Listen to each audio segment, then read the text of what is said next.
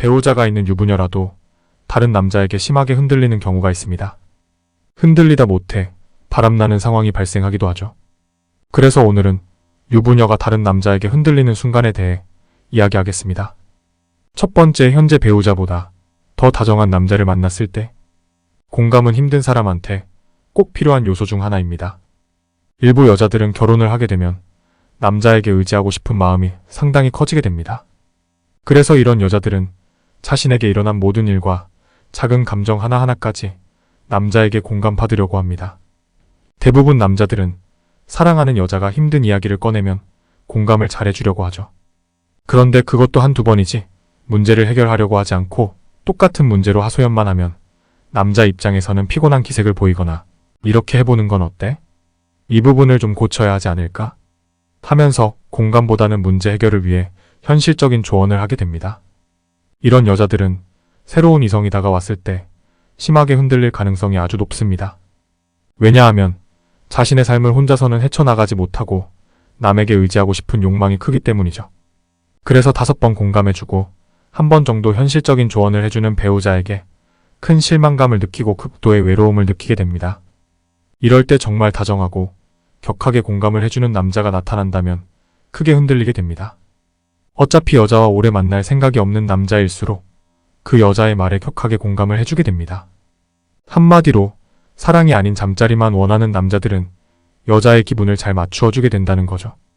그런데 이런 여자들은 이런 걸 모르고 순간의 외로움을 채워주는 그 남자에게 확 끌려버리게 됩니다. 예를 들면 여자가 배우자에게 하소연을 많이 하였을 때 평소에 공감을 잘해주는 배우자가 한 번은 자신도 회사에서 힘들다면서 힘든 점을 구체적으로 말해주게 됩니다. 이때 여자는 자신의 힘든 일을 배우자에게까지 힘들게 하지 말아야겠다는 생각에 더 이상 배우자에게 자신의 하소연을 말하지 않으면서 시간이 갈수록 심한 외로움에 빠지게 됩니다. 이럴 때 오로지 유부녀를 건드릴 목적으로 만나는 남자들은 여자의 모든 하소연을 받아주며 절대적으로 다정한 스탠스를 유지하여서 의지를 하고 싶은 여자의 마음을 흔들게 됩니다. 그래서 이런 여자에게는 절대적인 다정함을 갖추고 있는 남자에게 빠져들 확률이 높을 수밖에 없다는 거죠. 두 번째, 친구처럼 만나자는 남자가 나타났을 때.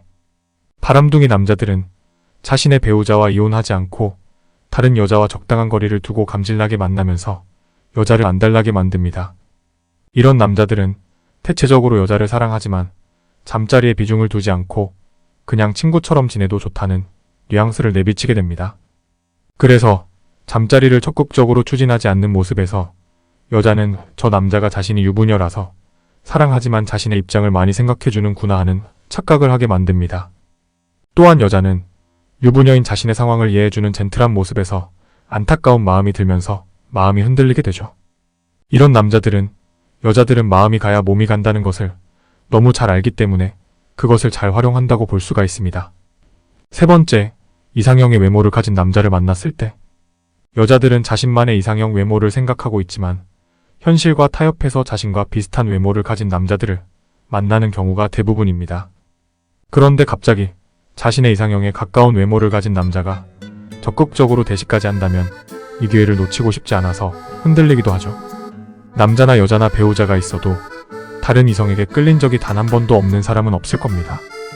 하지만 끌릴 수는 있어도 흔들리지 말아야 한다는 점 명심하기 바랍니다. 오늘도 시청해주셔서 감사합니다.